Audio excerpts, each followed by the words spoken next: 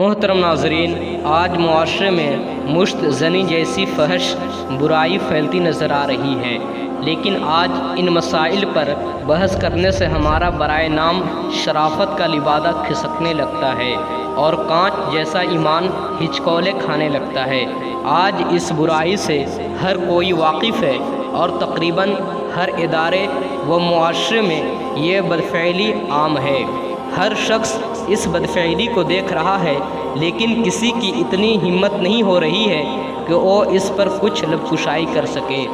ارے وہ جینا بھی کیا جینا ہے جس میں آپ حقائق سے نظریں ہی نہ ملا سکیں۔ لیکن معاشرے میں کچھ گمراہ لوگ ایسے بھی ہیں جو کہتے ہیں کہ مشت زنی انسان کے لیے مفید ہے۔ اگر آپ انٹرنیٹ پر مشت زنی کے نقصانات پر کچھ پڑھنے کی کوشش بھی کریں تو نیٹ پر کچھ ویب سائٹس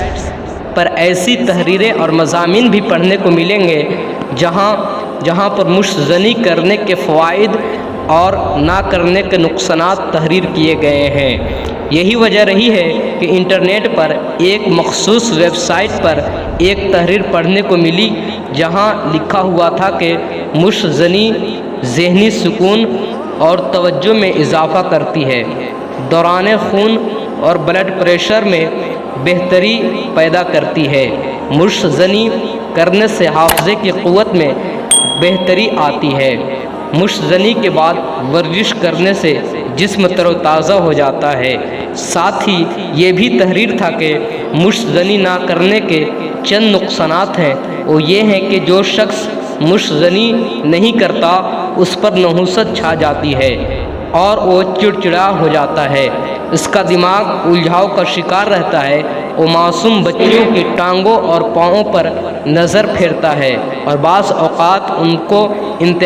تنہائی میں لے جا کر جنسی درندگی کا نشانہ بنا دیتا ہے اور وہ غیرت اور جرائم کی دلدل میں پھنستا چلا جاتا ہے۔ لیکن ناظرین یاد رکھیں، ہاتھوں سے وجود انسانی کا سب سے قیمتی جوہر یعنی منی خارج کرنا ہاتھ سے اپنے پاؤں پر کلہاڑی مارنے کے مانند ہے، کیونکہ مشت زنی کرنے سے تمام اعضائے رئیسہ کمزور ہو جاتے ہیں۔ اور کمزوری یہاں تک ہو جاتی ہے کہ اگر وہ مرد جو مشت زنی کا عادی ہو عورت کے ساتھ لیٹ بھی جائے تب بھی اس کے عضو تناسل میں انتشار پیدا نہیں ہو سکتا۔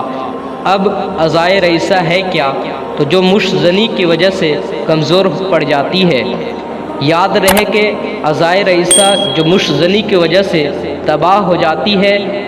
نمبر 1 دل، نمبر 2 دماغ اور جگر ہیں۔ مشت زنی سے جب کوئی لذت پیدا ہوتی ہے تو اس وقت یہی نہیں کہ صرف نکل کر بس ہو جاتی ہے، بلکہ اس کے ساتھ ایک اور چیز بھی خارج ہوتی ہے جو کہ منی سے بھی زیادہ قیمتی ہوتی ہے، جسے حرارت غیظی کہتے ہیں، اور یہی وہ چیز ہوتی ہے جس فاعل بار بار اپنے اس فعل بد کو انجام دیتا ہے، جس کی وجہ سے حرارت غیظی اتنی مقدار میں خارج ہو جاتی ہے کہ جتنی اور پیدا نہیں ہو سکتی، جس کا نتیجہ یہ نکلتا ہے کہ دل کمزور ہو جاتا ہے اور آگے چل کر اس کے یہ حالت بن جاتی ہے کہ اس کا دل دھڑکنے لگتا ہے اور نہایت ہی کمزور ہو جاتا ہے۔ یہی وجہ ہوتی ہے کہ جب اس کے عضو تناسل میں انتشار کی حالت ہوتی ہے تو اس کا دل اتنا کمزور ہوتا ہے کہ جس کی بنا پر وہ اپنے عضو خاص تک خون کی رسائی نہیں کر سکتا، اور جب وہاں تک خون کی رسائی نہیں ہوتی ہے تو اس کے عضو خاص میں انتشار بھی نہیں ہو سکتا۔ اسی طرح مشت زنی سے دماغ کو بہت جلد نقصان پہنچتا ہے، کیونکہ جو اعصاب دماغ سے نکلتے ہیں وہ ذکی الحس ہونے کی وجہ سے بہت جلد کمزور ہو جاتے ہیں، اور پھر وہ یہاں تک کمزور ہو جاتے ہیں کہ اگر وہ مرد عورت کے ساتھ لیٹا بھی رہے تب بھی اس کے عضو خاص میں انتشار پیدا نہ ہو سکتا،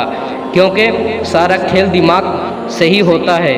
اگر دماغ میں کچھ اور چلتا رہے یا دماغ کہیں اور رہے یا دماغ کمزور ہو جائے تو ظاہر ہے کہ اس کے عضو خاص میں انتشار بالکل پیدا نہیں ہو سکتا، اگرچہ وہ لڑکی کے ساتھ لیٹ بھی جائے۔ اسی طرح مشت زنی کرنے کی وجہ سے जिगर भी कमज़ोर पड़ जाता है, क्योंकि मनी के ज़्यादा खारिज होने की वजह से खून की ज़्यादा ज़रूरत पड़ती है। इसलिए जिगर को खून बनाने के लिए ज़्यादा काम करना पड़ता है, लेकिन जो खून पैदा होता है वो मनी बनाने में सर्फ हो जाता है। इसलिए जिगर को पूरी खुराक नहीं मिल पाती है, ना उसे कुछ आराम का वक्त मिल पाता है, जिसका नतीजा ये निकलता है कि जिगर बहुत जल्द कमज़ोर हो जाता है और मुश्तजनी करने वाले के अंदर खून की कमी होने की वजह से उसके बदन की रंगत सर्द हो जाती है। इसके अलावा इस फेले बद का असर गुर्दे मसाने पर भी पड़ता है। गर्ज ये कि इंसान सही माने बद की बिना पर ज़िंदा दरगोर हो जाता है। लिहाजा इस फेले बद से हमें भी बचने की ज़रूरत है और मुआशरे में फैली बुराई को दूर करना भी निहायत ज़रूरी है, क्योंकि इस्लाम हमें यही सिखाता है कि हम लोगों को भली बातों का हुक्म करें और बुरी बातों से रोकें। तो मोहतरम नाज़रीन, मुझे उम्मीद है कि आपको इस मुख्तसर वीडियो से काफ़ी ज़्यादा फ़ायदा हासिल हुआ हो, तो इसे अपने अहबाब के पास शेयर करें। फ़क़त वस्सलामु अलैकुम व रहमतुल्लाह।